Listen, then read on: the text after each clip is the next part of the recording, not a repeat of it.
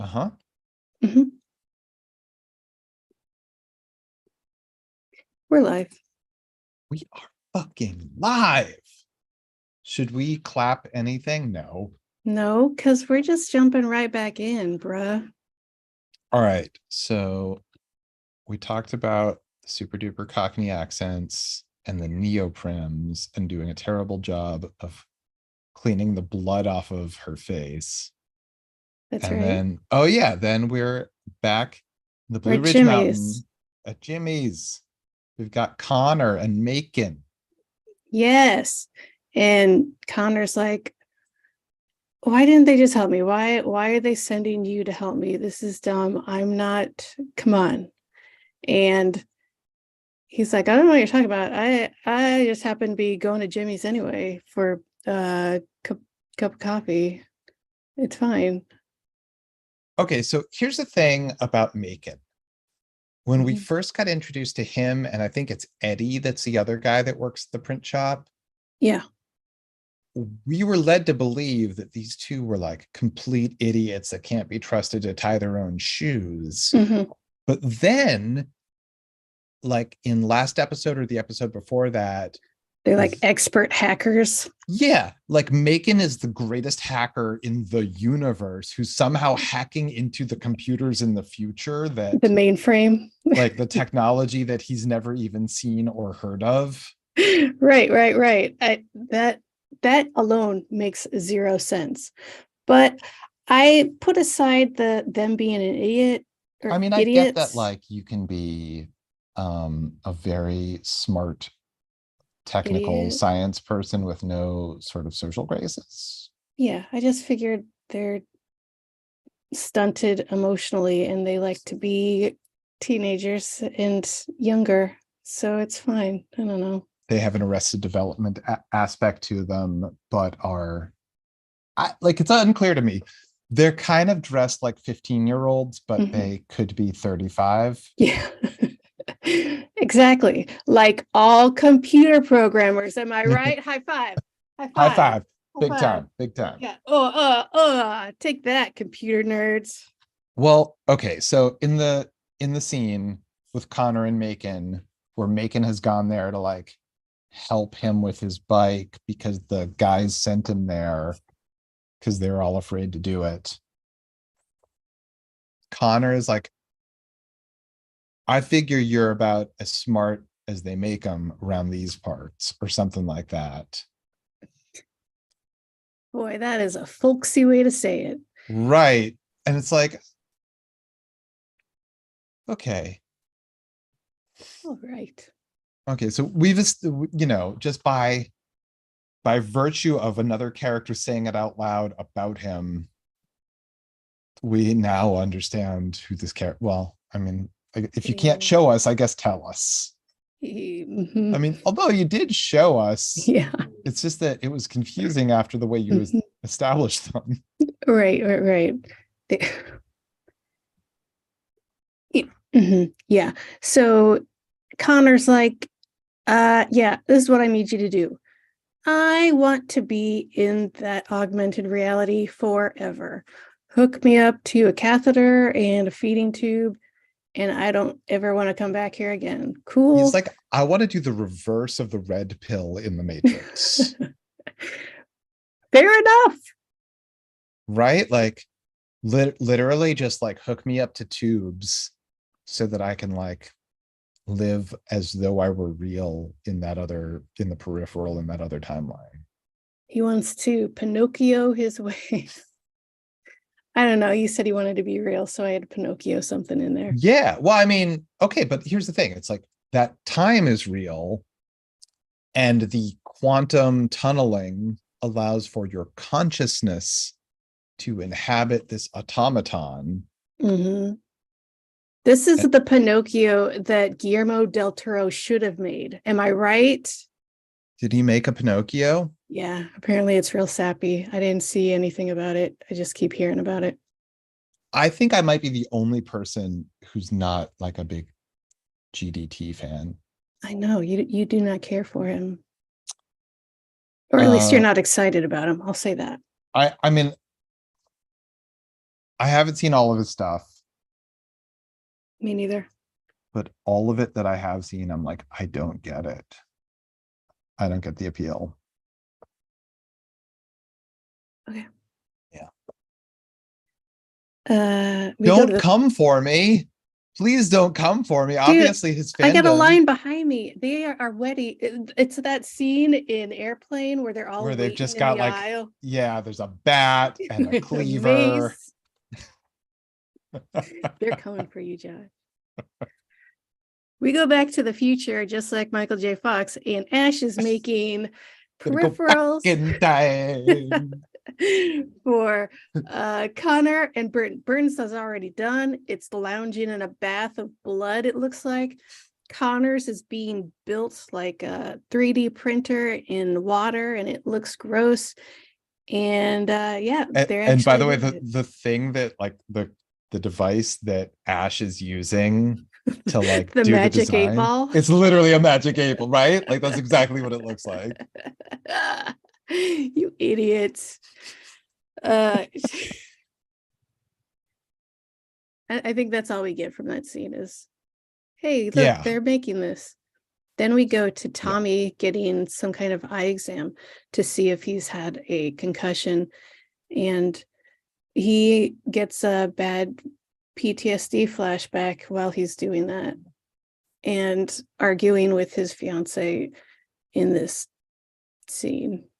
Right. And she's like, we both know who did this. And he's like, what do you want me to do? And okay, so in this scene, she's like, okay, so everyone knows I'm the doctor and I don't have time for this bullshit, but I know that there's like a criminal guy that runs everything in this town. Yeah. And he's responsible for everything that's going on in your life. And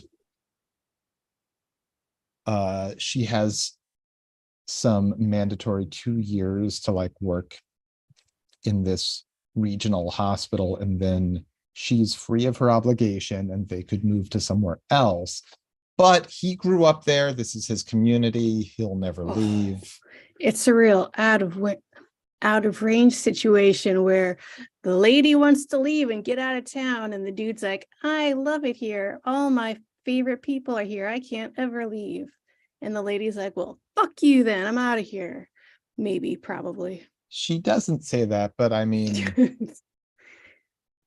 the ladies know she did. if we're good, okay, so here's the thing, right? Like, we haven't discussed at all the fact that she's still like Flynn's got a crush on Tommy. Tommy is engaged to Dee Dee. He obviously likes her at least a little bit because he still has like this memory of the very first moment that he ever laid eyes on her as when they were both kids. Right. But now she is maybe getting close to Wilf in the future. Like they had like their minds entangled, and that was confusing. And he spent a long time failing to clean blood off of her face. It's hard. That's what she said. Ah! Fuck yeah. So Love yeah, the air horns. lady doctor wants to go. Dude deputy does not.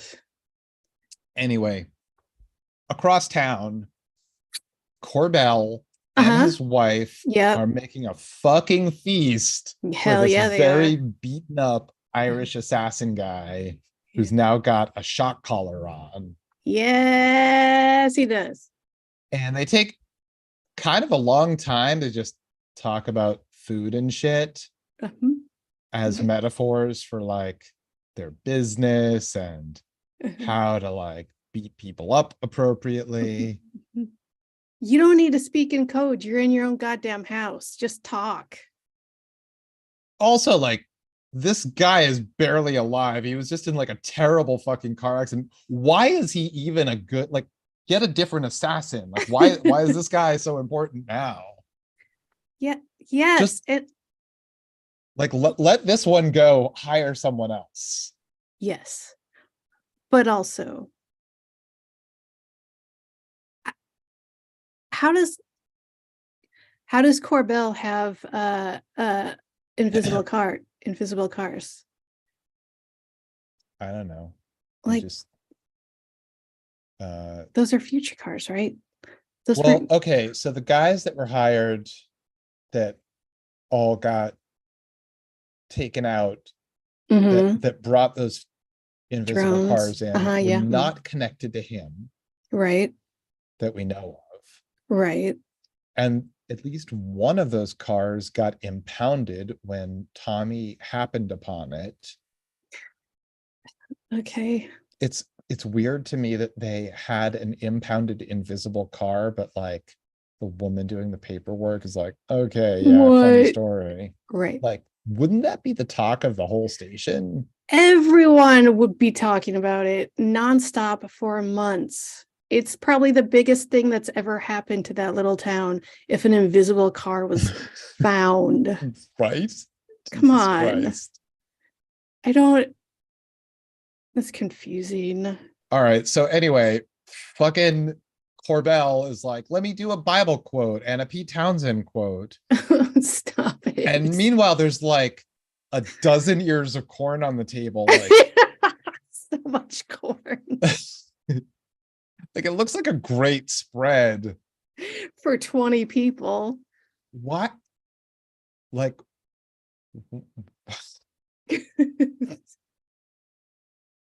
any fucking way. So then we cut to the Airstream. Connor and Leon are hanging out.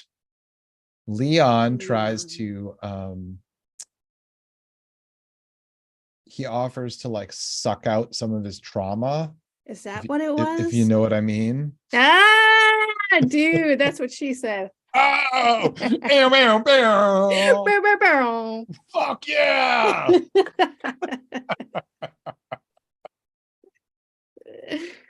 So yeah, he offers to, and Connor's like, nah.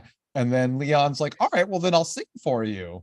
And he sings like part of a Hank Williams song, and he's like, all right, so just anything other than that. So they do their little haptic arm thingy mabobbers. Okay, question real quick, real quick, real quick. Yeah, yeah, yeah, yeah. Why do they sound so disgusting? Man. The haptics that are in their arms, they glow up or they glow and then they're like gross flesh sounds, and I hate it. Oh my God, I'm usually so on sound effects. I didn't even notice them this time. It's disgusting. And I noticed it before and I was like, oh, that's weird.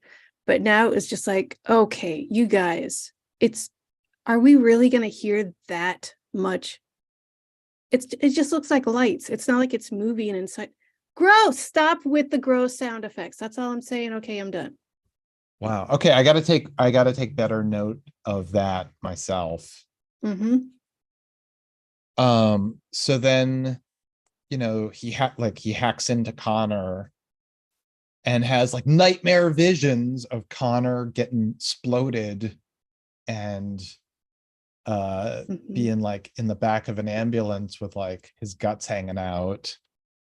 And then Connor can go to sleep. Good night, sweet prince. Yeah. Catch some Z's. Now we're in London 99 again. Yep. The Ash te- and that one dude are talking. yeah, I think his name is Ossian. That sounds fake. So Ash and Ossian are like, they take note of the fact that back in the stub, Flynn has been like trying to figure out what her bacterial infection is. And Okay. they posit, could Alita have downloaded data into Flynn's eyeball? They Oh. don't say it in so many words, but like that appears to be what the conversation is. Uh oh. Yeah. Okay. Okay, because again, this whole conversation, I was like, I don't know what you're talking about right now. Mm-hmm. And then the constable, is that what it is? Uh, she comes to the door with Beatrix. God damn it, these fucking English names. Right. So Chief Inspector or whatever of the Metropolitan Police, Ainsley Lowbeer. Shut up. Yeah, that's like a hat on a hat on a hat. That's Thank you. so many, like, please. There's not even a person under that first hat. It's just all hats.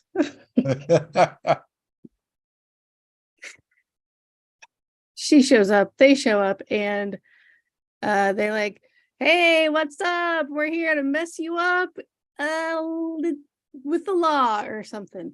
Right. So we finally understand Do we? well, sort of. You Okay. probably do.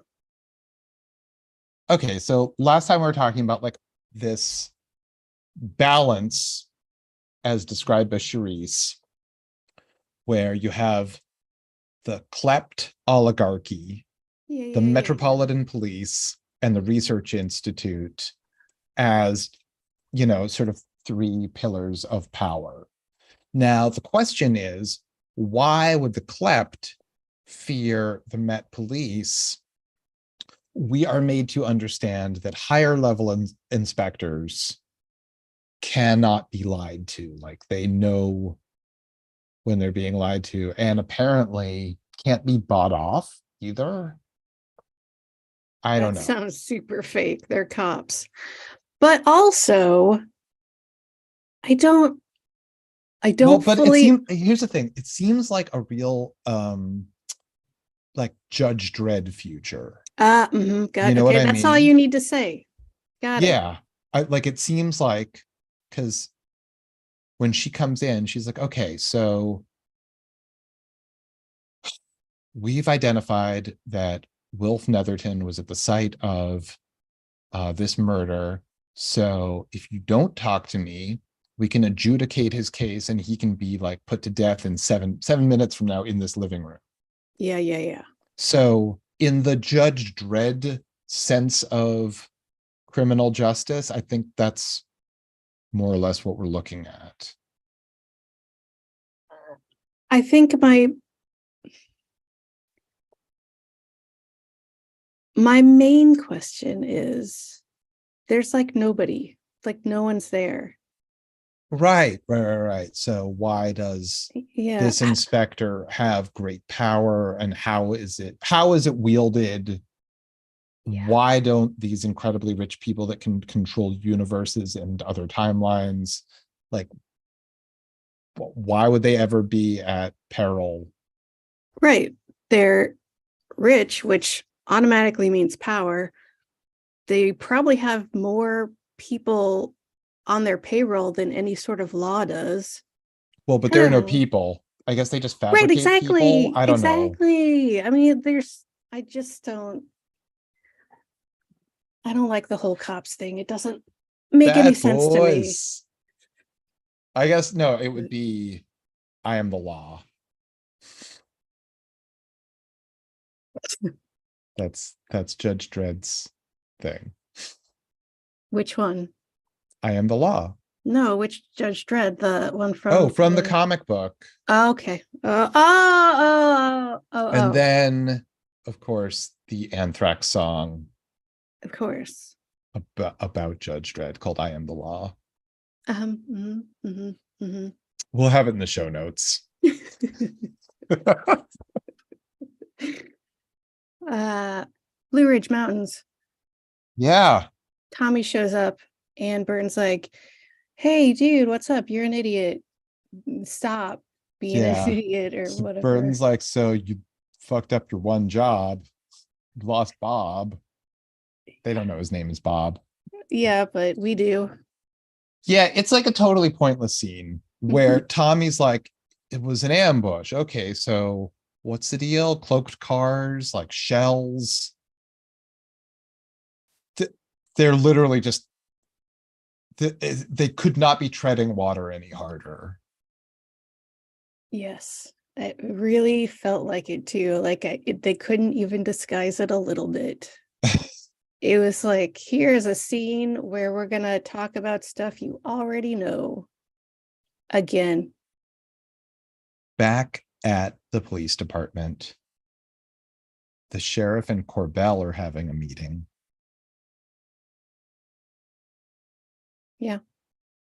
Corbell would like to watch the footage from the cop car from before the crash. And we need this whole scene to play out for some reason, where the sheriff is like, oh, it's protected with 2 passwords. Want to guess what they are? Fuck you and eat shit in all Hey, caps. that's the title. Yeah. So he takes a walk so that Corbell can watch the footage. Like what? Like why did we even have to get any of that? It's like, How about hey man, can I watch the footage? Sure. or how about, hey, I just watched the footage over at the sheriff's place. Cool. Yeah, or just a shot of Corbell watching the footage. Cut it down. This is, yeah. Cut the fat. So across town, Corbell's wife, Mrs. Pickett, Mary Pickett, Yep. and Bob are having a chat. Yeah, well, yeah, she is. And she's like, hey, I bet Corbell that I could make you talk. Doesn't matter what you say, but would you just talk to me so I can get that money? Or no, the car, the Right. baby blue. She has thing. her eye on a car, Mhm. which they have all the money and resources in the world. Like, I don't think that they're actually withholding anything, whatever. And also it was like a Mustang. Like that's gotta be like lunch money to them. What? Right. They have the world's biggest drug operation, like bigger than Pfizer. They live on an estate. Come on. I don't remember, but Bob grabs a paperweight, just like in Our Flag Means Death, but not at all, because he doesn't kill anyone. Right? So yeah, exactly. So very much the same, but entirely not at different. all. Yeah, because he had to sneak it. Yeah, no, it's completely different, but almost the same. So he takes a paperweight and he smashes the giant aquarium in their living room, and she zaps him, so the shock collar makes him drop to the floor. And he has managed to perfectly crack this aquarium so that in seconds the pressure makes it explode. She doesn't have the presence of mind to stand on the couch or move 2 steps out of the way at all. Like, she's like the smartest strategist this show has, but she doesn't understand that a tidal wave of glass is about to hit her. She stands there yelling at it. So anyway, it floods, knocks her down. So ridiculous. But wait. Question number 8 of this episode. He asked if it was salt water. Does that mean that salt water does not electricity doesn't affect it? You know what I mean? Oh, that's a good question. I don't know. I think that was just a distraction so that she would look at it and he could pocket the paperweight. Yeah, good point. Because when all the water goes down, she goes down with it, like totally surprised that it happened for some reason. And he's about to grab her or do something, and he grabs her. She shocks him, which means that she gets shocked at the same time. And yeah, he creates a circuit with her. Yeah. Which is pretty smart. I guess. Almost. I mean, it's just adding chaos. And if you know that chaos is coming, then I mean, yeah. If Bob had planned that, pretty smart. Yeah. But if it just was a happenstance, then get the fuck out of here. So then we're back in London, 2099. That's right. Where they're real people. They're like us, but they're different. Chief Inspector Constable Metropolitan Police Ainsley Lowbeer. That fucking name. Yeah. This is when they talk about like Lev's like, can I get my attorneys? And she's like, yeah, you can. Solicitors. We knew what he meant. And she's like, yeah, totally. But if you do that, we might have to kill Wilf like in like 10 minutes. So no, it's Also, up to you. if there are like no human beings in this future time, Yeah. like who's teaching law school? Computers. Oh, okay. So you, you can have like the law downloaded into your brain at this point. Yes. Couldn't anyone do that? Why would you need a solicitor if you're mega rich? You could be your own solicitor. Although then you'd have a fool for a client. Oh, nobody wants that.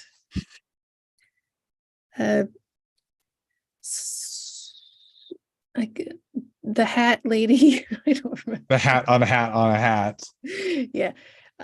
She wants to see the peripherals with the people in them, with the consciousness. So they have to. The technical, like not Ash, comes walking in, shaking like a leaf, Yeah.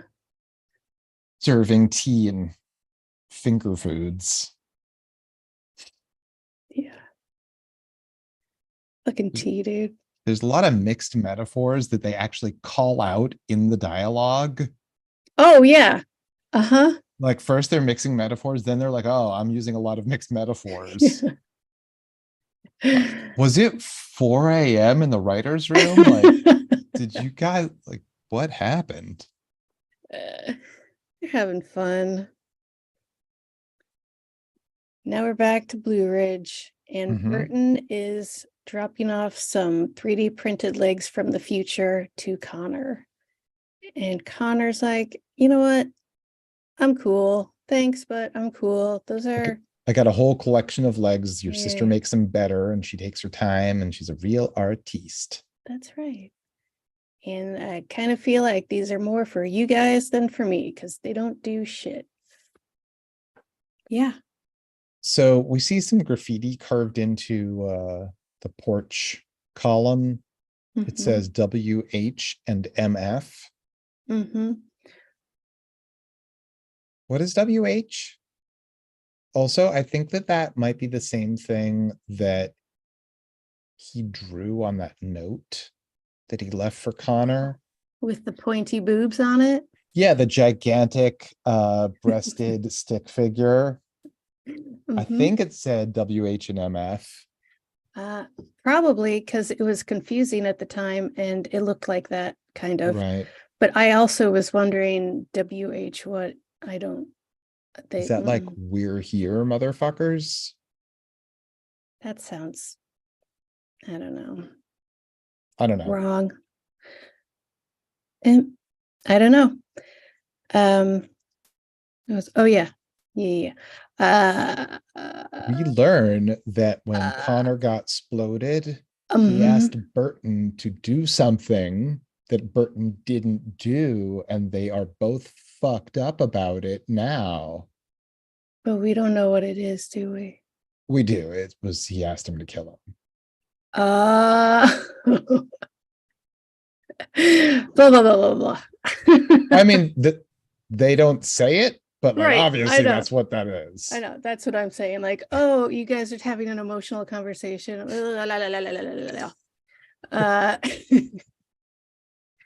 Yeah,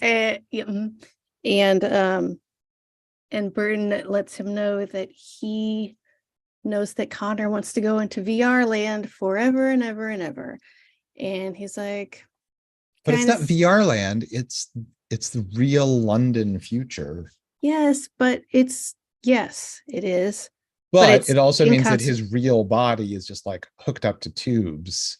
Yeah, and that he's not going to come back to the present time ever again if he has his way. Right. And Burton's like, sounds like a slow way of eating a bullet, which so folksy.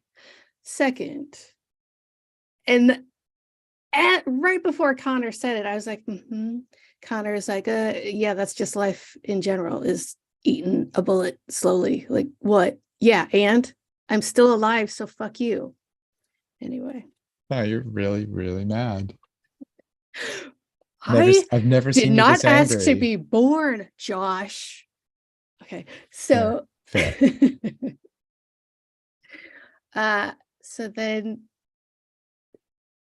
London's calling. mhm. Boom, they moved to the print shop.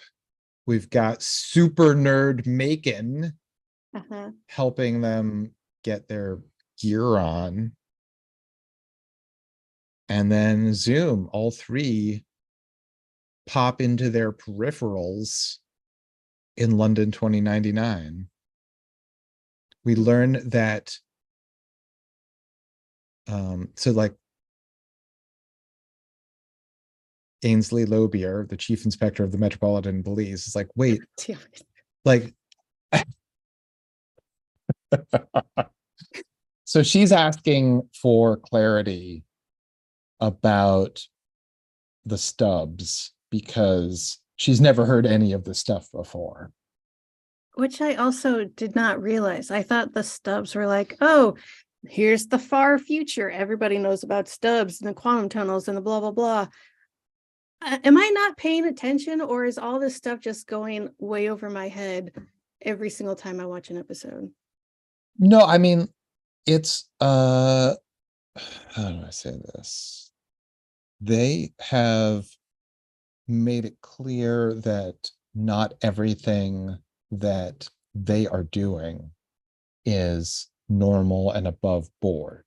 Like they got caught by like a RoboCop and had to pretend that Flynn's peripheral was like a girl from Canada that was visiting. Yeah, you're right. They have talked about how it's kind of not known, but also I guess I didn't understand. I guess I forget everything that happens in the previous episode when I watch a new one is the problem. And then I don't understand why peripherals exist if they're not always from the future, but I guess it's a travel thing, but so whatever. Right. And then also Charisse is just using peripherals so that like she can have a kung fu fight in the lobby of her office building if she needs to. Mhm. She has, you know, layers of protection. So anyway, we have this moment of Chief Inspector Ainsley Lobier of the Metropolitan Police God damn it. asking Lev and company, why do you call it a stub?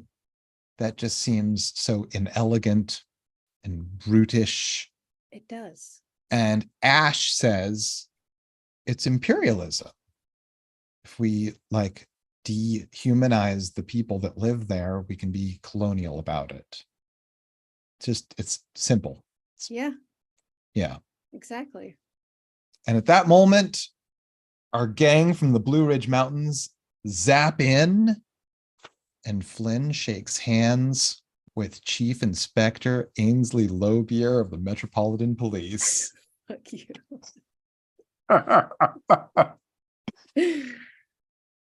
Yeah, that's it, right? Yeah, that's the end of the episode. I don't know why a handshake is a great ending. Did it start off with a handshake? Because boy, that would be really something. No, it didn't. Nope.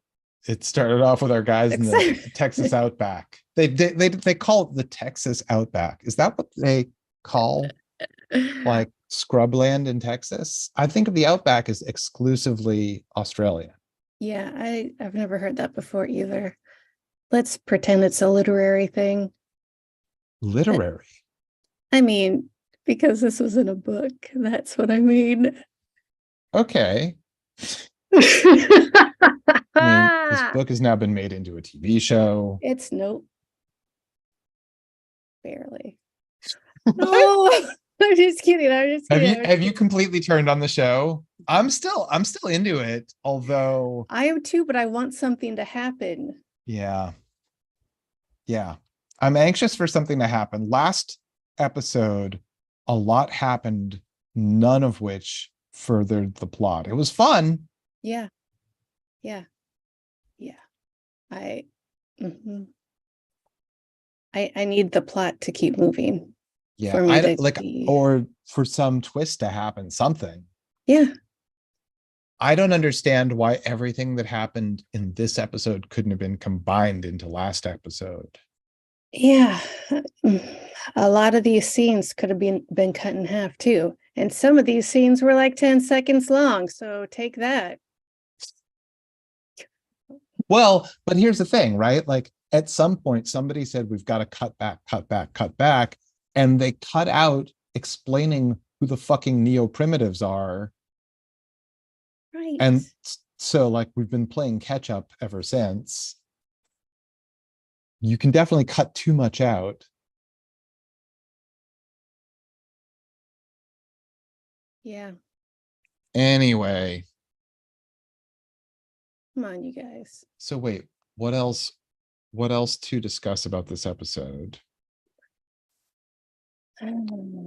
There's the sheriff and his Louisiana Scottish accent. Mm-hmm. And it's, I guess, common knowledge that he's being paid off by Corbell. Yeah, I guess it's so well known that like Corbell just goes and hangs out at the police department and watches like their secret footage, their Yeah. body cam footage, whatever. Dash cam. Dash cam, right?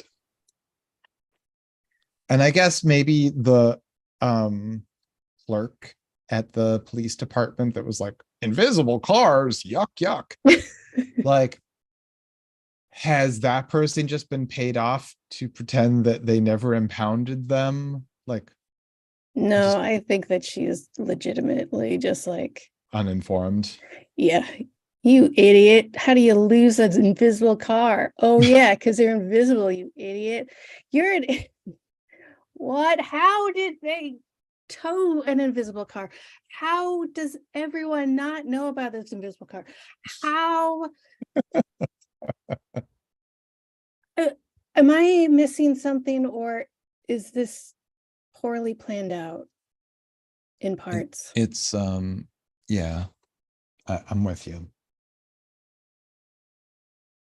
Also, I think it would be so much better if for the rest of this show, every episode, the peripheral version of Flynn still has the same blood splatter on her face. But she didn't in the last scene, so I it's know, but already like, ruined. come on, like, obviously it was uncleanable. And she Wilf keeps like, did everything one possibly could. right, he touched her face and looked at it. Right, there was gazing, wistful gazing. She just keeps going up to Wilf with like her cheek, like without saying anything. Can you maybe? So yeah, so Tommy and Dee Dee, I don't know how long they've been together, but are they 3 going to years. split up and Tommy and Flynn are getting together? Is Flynn getting together with Wilf? Am I just too concerned with Flynn's love life? Yes. Oh, and also, what about the band Kissing Cranes? Are we ever going to hear their music? They're gonna play at the finale when they save the rec center. I mean, the rec center turns out to be the entire timeline. Mm-hmm. Right? That band is going to show up at the timeline and they're going to have a huge party. At the timeline. It's a physical, it's a specific and finite space. And it's in Blue Ridge Mountains, and there's going to be balloons and creepy paper. Creepy paper. All right, guys. Unfortunately, that is all the time we have for this episode. What? It's been a doozy. What? And I feel woozy. Oh no. Please don't call me Susie. That's Ladies and adorable, gentlemen, Josh. we are your smoldering pirate hosts. Thank That's you right. so much for joining us. We'll see you after the next episode airs. almost like an hour after. So